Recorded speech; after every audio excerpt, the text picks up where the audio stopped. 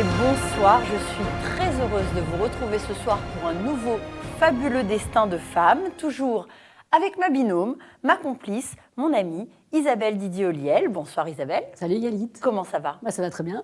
Alors Isabelle, ce soir, on va raconter le destin d'une femme extraordinaire, une femme engagée, une militante, une femme forte, tellement courageuse, une super-héroïne, vraiment, dis-nous tout. Bah oui, alors ce soir, on va s'intéresser à une femme, comme tu l'as dit, fascinante, une fervente militante contre le fascisme, une résistance active de la première heure à l'occupation nazie durant la Seconde Guerre mondiale, une femme qui fut à l'origine de la création du journal et du mouvement clandestin Libération. Ce soir, on va raconter Lucie Aubrac, Galit. Alors, Lucie Aubrac, vraiment, c'était un destin qui me tenait à cœur, Lucie Aubrac, parce que...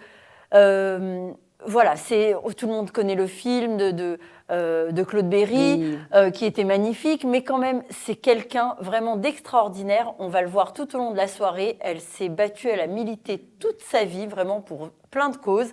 Alors, Lucie Aubrac, née Lucie Bernard, le 29 juin 1912, dans le 14e arrondissement de Paris. Et oui, alors Galit, Lucie Bernard naît dans une famille modeste et son enfance est rythmée par différents déménagements de ses parents, Louis Bernard et Louise Vincent. Alors, ils sont originaires de Saône-et-Loire, oui, le père est jardinier de formation, mais le couple loue un petit bistrot dans Paris et puis ils vont encore déménager en banlieue où ils vont tous deux travailler dans une blanchisserie. Et en 1913, un an après la naissance de Lucie, eh bien, elle va avoir une sœur qui s'appelle Jeanne. Ce sera l'unique sœur de Lucie. Alors, son père, Louis, est mobilisé en 1914, donc vraiment tout de suite. Il laisse sa femme et ses deux bébés au début de la guerre. Et en 1915, il est blessé. Et il rentrera chez lui donc, à la fin de la guerre en 1918 en tant qu'invalide. Il sera reconnu invalide. Lucie et sa sœur sont reconnues, elles, pupilles de la nation, avec l'invalidité de leur papa, et obtiennent donc une bourse, parce qu'elles sont comme c'est une famille modeste, et là, elles obtiennent une bourse qui va leur permettre donc de poursuivre des études, de faire des études. Exactement. Alors, pendant la guerre, Lucie et sa sœur vont être envoyées en Saône-et-Loire, chez leur grand-mère, pendant que leur mère travaillait comme laitière chez une comtesse. Et en 1918, alors que toute la famille est à nouveau réunie, les parents vont trouver un emploi dans un château local, lui comme jardinier, elle comme laitière, et là, la vie de Lucie et de sa sœur va pouvoir un peu plus se stabiliser et être un peu plus calme. Et puis ils seront réunis. Et puis en 1925, donc, la petite Lucie obtient son certificat d'études. Et en 1928, pour qu'elle puisse donc continuer à étudier, toute la famille déménage à Vitry-sur-Seine, en région parisienne. Alors Lucie intègre l'école normale des Batignolles, pour devenir donc institutrice. Et puis elle va échouer 2 fois avant de réussir le concours d'entrée. Mais à la surprise générale, elle décide de ne pas y aller. Oui, elle va réussir et puis elle va décider de ne pas y aller. Et alors, parce que l'idée même d'être interne, ça, elle pouvait pas, elle disait ne pas pouvoir aller et venir à sa guise, lui était insupportable. Donc, évidemment, cette décision est très mal prise par ses parents. Et elle décide de prendre une chambre dans le quartier latin et d'essayer de vivre par ses propres moyens. Alors, elle devient complètement indépendante et acquiert une liberté qu'elle revendiquera plus tard comme une composante essentielle à son itinéraire. Mais c'est une période matériellement difficile. Elle va faire des petits remplacements en tant qu'institutrice, et puis elle va faire aussi la plonge dans un restaurant. Alors, pendant ces années-là, durant toutes ces années, Lucie va côtoyer des professeurs qui lui donnent l'envie d'entreprendre. Donc, dans son restaurant, elle va rencontrer des professeurs. Ça va lui donner envie donc, d'entreprendre des études supérieures d'histoire. Malheureusement, la formation qu'elle avait obtenue n'est pas suffisante pour entrer donc à l'université et elle doit donc redoubler d'efforts pour reprendre, pour passer son bac et pour voir, elle, c'est ce qu'elle veut et elle y entre à la Sorbonne. Elle obtient une licence de lettres donc à l'âge de 26 ans. Et elle peut alors préparer l'agrégation d'histoire pour pouvoir enseigner. Exactement. Alors, en dehors de ses études, Lucie fréquente le Cercle international de jeunesse. Donc, c'est une association pacifiste fondée par les Quakers. C'est un mouvement religieux créé en Angleterre au XXe siècle par les dissidents de l'église anglicane. Et alors, le Cercle organise des conférences sur plein de sujets. Et c'est grâce à eux que Lucie voyagera entre autres en Angleterre et à Berlin. C'est déjà une jeune femme engagée qui milite également aux jeunesses communistes. Elle dira dans son autobiographie, « J'ai adhéré aux jeunesses en 1932. Mes contacts avec les Quakers m'avaient donné de premières idées pacifistes. Les difficultés matérielles que j'ai connues m'ont fait adopter mon pacifisme à des idées plus combatives. Et j'ai adhéré aux jeunesses communistes sans savoir rien de plus sur le Parti communiste que son côté alors antimilitarisme. » Alors, Lucie a la répartie facile, elle est populaire. Populaire au sein des jeunesses, des jeunesses communistes. Elle devient membre du bureau des jeunesses communistes à Paris. Et puis, elle va s'inscrire à l'Union fédérale des étudiants de la Sorbonne, donc déjà militante. Elle y côtoie des grands noms comme Victor Leduc, Joseph Epstein ou Jean-Pierre Vernant, qui deviendront tous de grands résistants communistes pendant la guerre. Ouais, alors après plusieurs années d'engagement, Lucie met de côté un peu le parti communiste pour se consacrer à ses études et à son agrégation. Elle est nommée professeure d'histoire géo et part enseigner à Strasbourg en 1938. Et c'est là qu'elle va rencontrer l'amour de sa vie. Elle va rencontrer Raymond Samuel. C'est un jeune ingénieur des ponts et chaussées, il est juif, et qui fait son service militaire comme officier. Alors ils vont bien sûr être éperdument amoureux et puis ils vont se marier le 14 décembre 1939 à Dijon. Alors, on est à l'aube de la Deuxième Guerre. Lucie est bénéficiaire d'une bourse pour travailler 1 an aux États-Unis en vue de préparer sa thèse de géographie, mais elle diffère son départ parce que la guerre éclate et qu'elle ne veut pas quitter Raymond puisque lui doit rester en France. Oui, c'est ça. Et la guerre a donc été déclarée. Et Raymond Samuel s'engage très vite dans la résistance qui commence à s'organiser. Il est fait prisonnier par les Allemands le 21 juin 1940.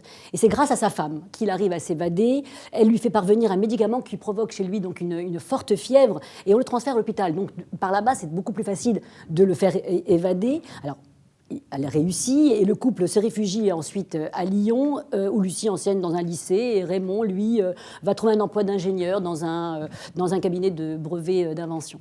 Alors, on est à l'automne 1940. Celle qui s'appelle maintenant donc Lucie Samuel, pas encore Lucie Aubrac, rencontre Jean Cavaillès, professeur de philosophie, et Emmanuel Dastier de la Vigerie, journaliste. Alors lui, il a créé une organisation anti-nazie et anti-gouvernement de Vichy, qui s'appelle la Dernière Colonne. Alors Raymond et Lucie décident de s'investir dans les activités de cette organisation et consacrent tout leur temps libre aux activités de résistance, donc diffusion de tracts, recrutement, sabotage. Oui, c'est ça. Et bien à partir de 1941, alors que Lucie a donné naissance à leur premier enfant, Jean-Pierre, eh bien, le couple aide Emmanuel Dastier à créer un journal résistant qui marque le début du mouvement de libération sud. C'est aussi à ce moment-là que le couple adopte donc différents pseudonymes, donc celui d'Aubrac, c'est celui qui va rester même donc après la guerre.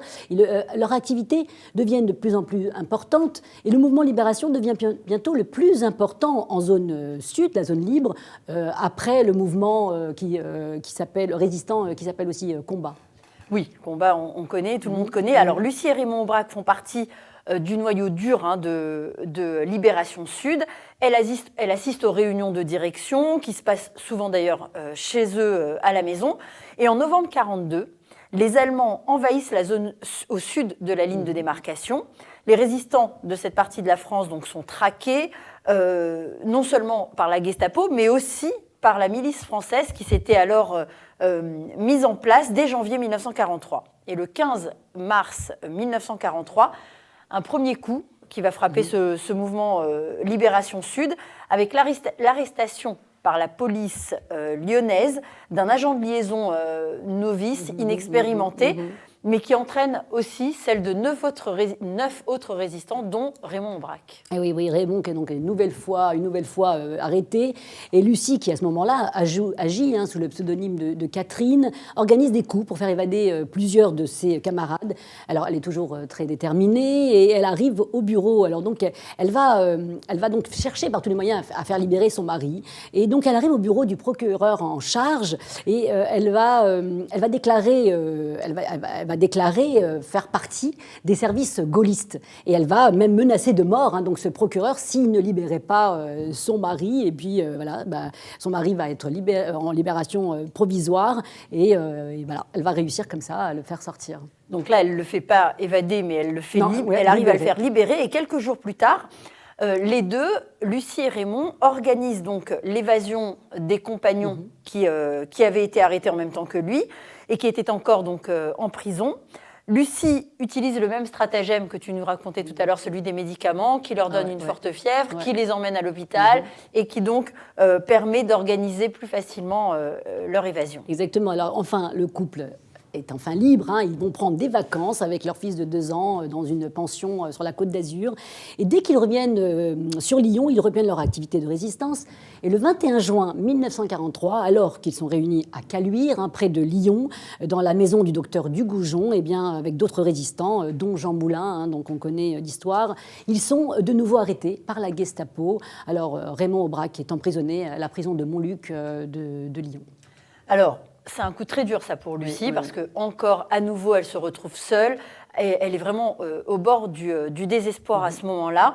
Mais elle n'a pas d'autre choix. Elle se remet rapidement, très résiliente, elle se remet rapidement, finalement, de ce désespoir pour pouvoir à nouveau aller et essayer de faire libérer son mari. Alors, elle va envoyer son fils à la campagne, chez une nourrice, et tout en préparant la nouvelle évasion de son mari, elle va participer à d'autres opérations de résistance. Exactement. Alors, entre autres opérations, Lucie se fait passer pour un médecin pendant quelques jours, le temps de prendre contact avec 4 résistants arrêtés et placés à l'hôpital de Saint-Étienne. Les résistants, dont Robert Kahn, le chef des mouvements unis pour la résistance de la Loire, sont blessés. Et Lucie va organiser leur exfiltration avec un commando de faux gestapistes et censé les conduire à un interrogatoire.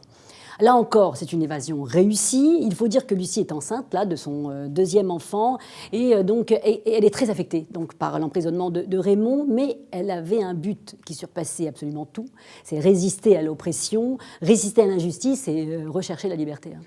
Alors, elle est, comme tu le disais, elle est vraiment très courageuse, elle a des ressources que tout le monde n'a pas. Elle ne se laisse pas abattre et alors que Raymond donc, est emprisonné depuis le mois de juin 1943, en septembre, elle va bouger. Elle va décider d'aller voir elle-même le chef de la Gestapo, qui n'est autre que Klaus Barbie, dont on entendra parler plus tard. Alors, pour arriver jusqu'à lui, elle prend une nouvelle identité. Elle se fait appeler Guylaine de Barbentane. Exactement. Donc, elle explique à ce fameux Klaus Barbie qu'elle connaît Raymond depuis peu. Alors, évidemment, lui ne s'appelle pas Raymond, il a un autre pseudonyme, mais que c'est son fiancé et qu'elle attend un enfant de lui. Et ce qui est vrai, mais voilà. Et donc, elle lui demande la permission de pouvoir se marier. Elle ne veut pas, elle prétend ne pas pouvoir être une fille-mère. Donc voilà. Et là, sa supercherie fonctionne à merveille. Quelques jours plus tard, Lucie a l'autorisation de rencontrer Raymond dans les murs de la prison. Et c'est là qu'elle profite de l'entrevue pour lui glisser les plans de l'évasion qu'elle a organisée. Alors, tout se passe exactement comme Lucie l'avait prévu, le 21 octobre 1943. Alors, elle profite donc d'un transfert des prisonniers pour attaquer avec d'autres camarades le camion qui transporte donc 14 résistants, dont Raymond. Exactement. Eh bien. Alors, dit comme ça peut paraître très simple, parce que c'est vrai que voilà, allez hop, ils montent dans le camion, on y va, on va aller, 14, voilà. Mais il faut essayer de se remettre dans le contexte, parce que il n'y a aucun moyen de communication moderne qu'on connaît. Nous, aujourd'hui, sans les SMS, sans le WhatsApp et sans le téléphone, on ne sait même pas comment contacter ni joindre une personne. Eux, ils n'avaient absolument rien pour communiquer ou pour coordonner leurs actions. Donc, à chaque fois qu'il y a une évasion réussie, quelqu'un qu'on arrive à faire, c'est vraiment un petit miracle en soi. Mais complètement. Et après cette dernière évasion, eh bien, Lucie, Raymond et leur fils Jean-Pierre entrent en clandestinité et de refuge en refuge, ils quittent Lyon et ils vont arriver jusqu'à Londres le 8 février 1944. D'ailleurs, quand elle racontait sa résistance, Lucie Aubrac disait, j'ai bien aimé ce passage, l'engagement dans la résistance, personne ne l'oblige. On est volontaire, on est dans un pays qui avait une tradition démocratique. On avait l'habitude d'écrire, de parler, on se sent responsable, surtout quand on enseigne l'histoire. Je ne me suis pas sentie du courage en faisant ces choses-là. J'ai toujours pensé que les gens qui avaient raison avaient forcément la force et le succès, si bien que j'ai toujours été optimiste et je ne me suis jamais engagée en pensant que je n'en ai pas gagné. Alors, extraordinaire, voilà. C'est donc vrai que c'est joli. C'est ça, c'est-à-dire que l'échec n'était pas une option. Voilà. Donc à partir de là, c'est toujours, vraiment, c'est des gens exceptionnels. Donc à peine arrivés à Londres, le 12 février 1944, Lucie donne naissance immédiatement à son deuxième enfant, une fille, Catherine, qui aura pour parrain donc le général de Gaulle. Donc ça, c'est pas banal. Ouais. Alors très vite, Lucie est désignée pour siéger à l'Assemblée consultative provisoire d'Alger. Mais l'accouchement tout récent qu'elle vient de l'empêche d'assumer cette fonction, et c'est son mari qui va aller la remplacer.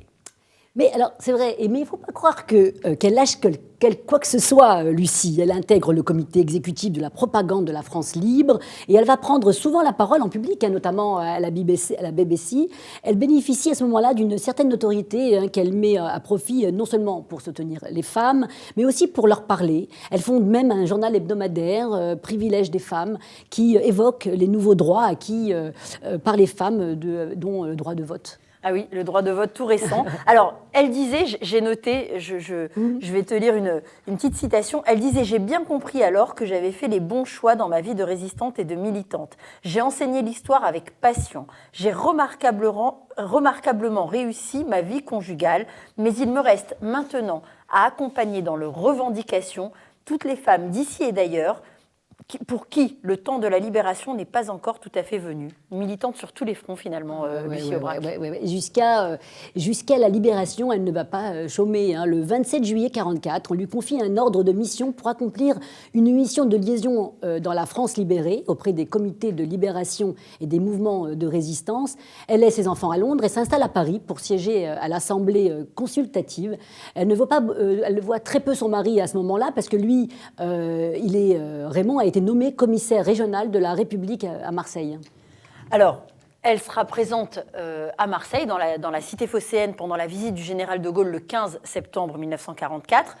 Et lors du dîner officiel, organisé en l'honneur du général, elle prend l'initiative de modifier les plans de table établis par le protocole et place les responsables locaux et les chefs de la résistance aux places d'honneur.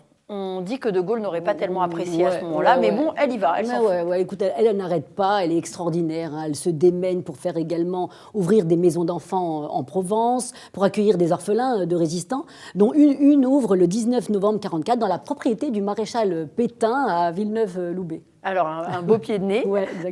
Début octobre 1944, elle va chercher ses enfants qu'elle avait donc laissés à Londres.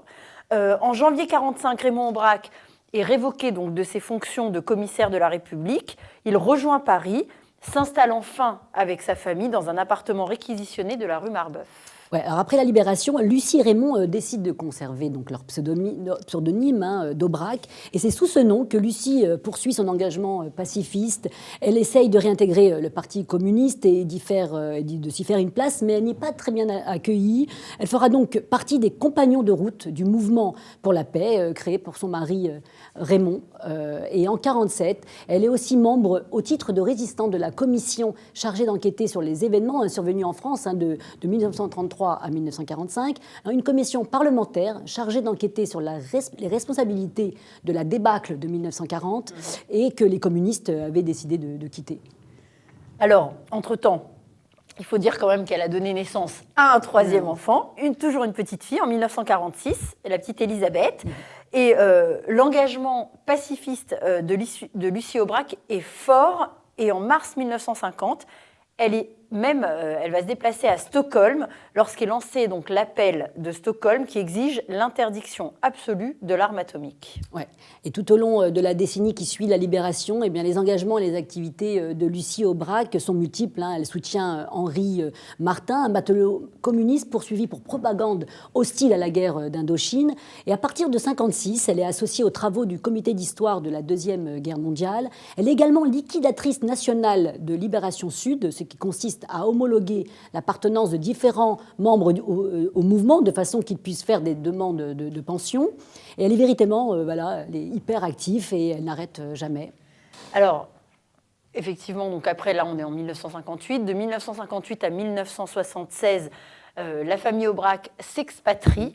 Alors, ils vont faire plusieurs pays. Ils vont aller au Maroc d'abord, puis à Rome, et puis un passage à New York.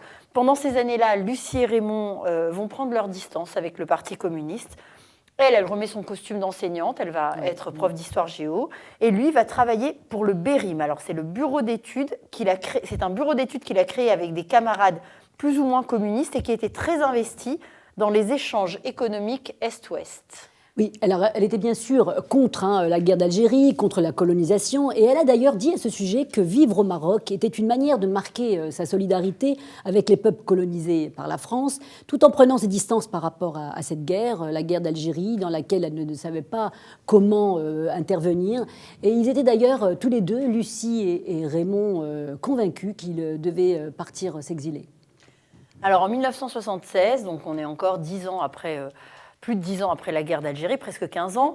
Ils sont de retour en France au moment où Raymond Aubrac prend sa retraite. Lucie, elle avait fait déjà valoir ses droits à la retraite en 1966 lorsqu'il s'était installé à Rome. Alors, de retour à Paris, Lucie, qui a déjà quand même 64 ans, renoue très vite avec la vie militante et s'engage à la Ligue des droits de l'homme. Et elle va soutenir donc la candidature de François Mitterrand et en 1981 et en 1988. Ouais. Donc plus socialiste que communiste. Oui.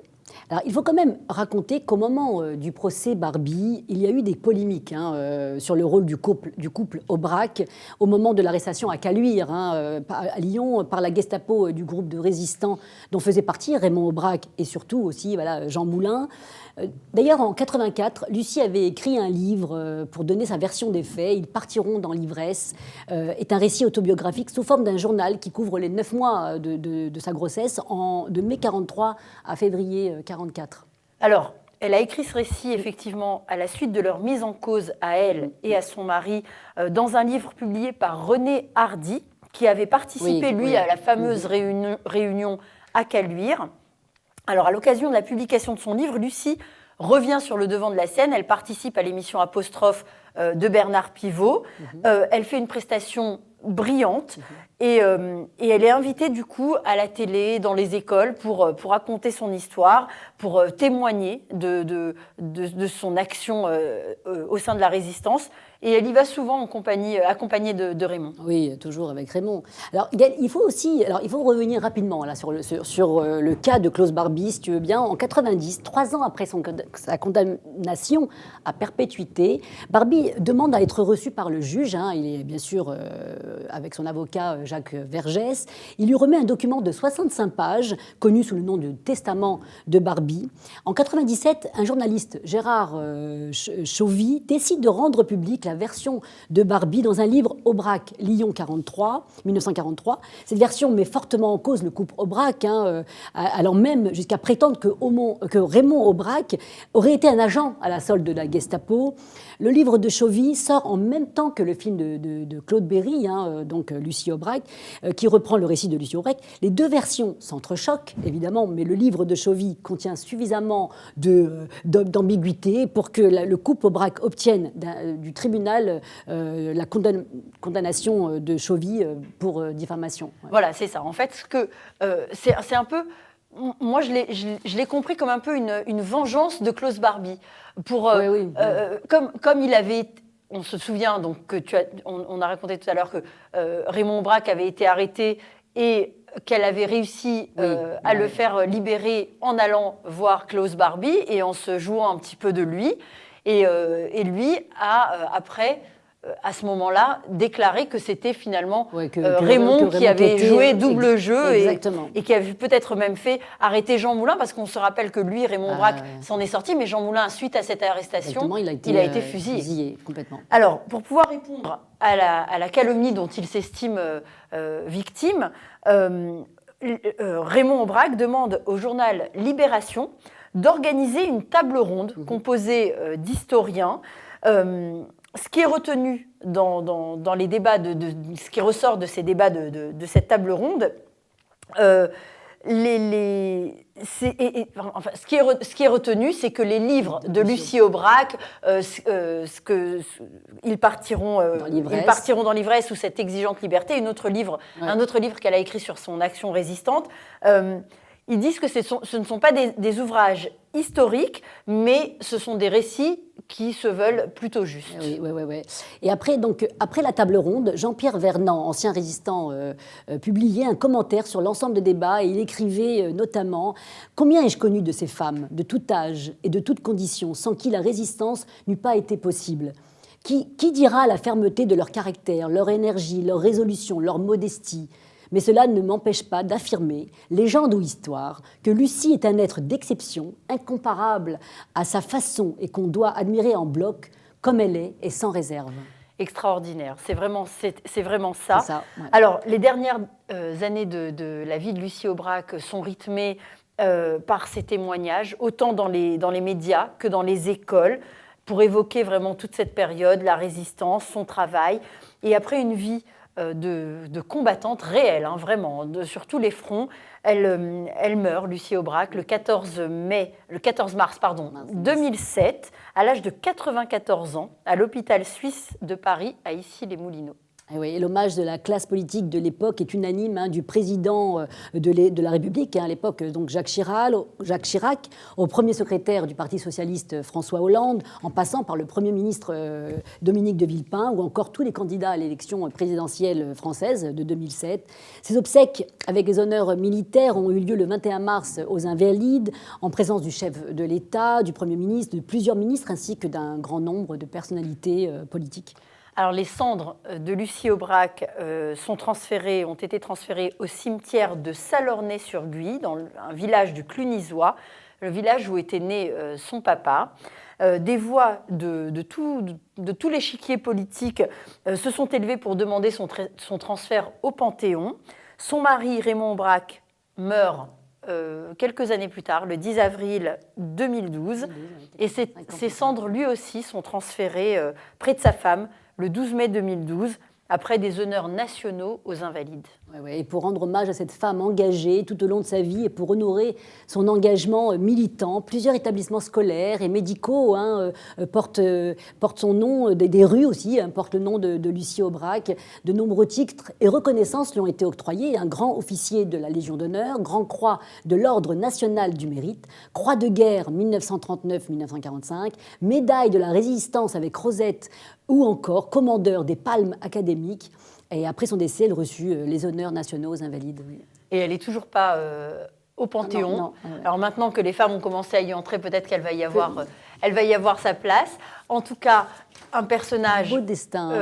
Un personnage haut en couleur, un personnage qui a influencé vraiment son époque, sa période, même au-delà. D'ailleurs, je suis étonnée, moi, qu'elle n'ait pas choisi une carrière politique, peut-être de par son engagement trop communiste après la guerre, peut-être. Je ne sais pas. En tout cas, moi, ce que j'ai retenu, bien sûr, une femme courageuse, une femme. On se pose toujours cette question, hein, est-ce que nous, on aurait été capable? Comment on aurait fait? Voilà, exactement. Et puis, mais quand même une longue histoire d'amour, quand même. C'est-à-dire qu'avec tout ce qu'ils ont vécu, ils ont eu une belle vie, une longue vie, ensemble, et c'est quand même formidable. Et elle le disait, elle a réussi tout, sa vie militante, sa vie de femme, sa vie conjugale. Donc voilà, c'était une femme extraordinaire. C'est ça, et quand j'ai regardé un peu ses interviews, on va le dire rapidement, il y a deux choses qui ont donné envie à Lucie Aubrac de devenir résistante. Elle le raconte. Elle disait, la première fois qu'elle a senti ce besoin patriotique, c'est quand elle était professeure, elle était donc dans un établissement, dans une école, donc, et un jour, donc, des voitures blindées sont rentrées dans cette école et elle se disait, mais c'est un lieu de culture. Ce n'est pas un lieu pour voir rentrer des hommes de guerre. Et donc, ce n'est pas un lieu pour montrer la barbarie à des enfants. Et donc là, ça a été son premier réflexe. Pour elle, c'était vraiment, comme elle disait, un réflexe patriotique. Et le deuxième, elle était aussi, pareil, dans un lycée de jeunes filles. Et la directrice, donc, elle disait une femme de grande valeur, une femme juive. Et en fin octobre, elle rentre dans la salle des professeurs. Donc, il y avait toutes les femmes. Et elle leur disait, mesdames, je vous dis adieu, je pars. Et donc là, elle dit, mais qu'est-ce qui se passe ? Elle leur dit, j'ai été révoquée parce que juive, et le maréchal Pétain a supprimé la fonction publique pour les juifs. Et Lucie, là, raconte que l'injustice l'a saisie, et que pour elle, c'était impossible de rester sans rien faire. Et c'est là qu'a commencé voilà, son aventure de militante. Elle résistante. ne pouvait pas rester comme ça, sans rien faire. Et voilà, bravo. Alors effectivement, c'est un couple, hein. On peut dire que c'était vraiment un couple. En tout cas, c'était un super destin. Moi, j'ai pris beaucoup de plaisir à préparer cette émission.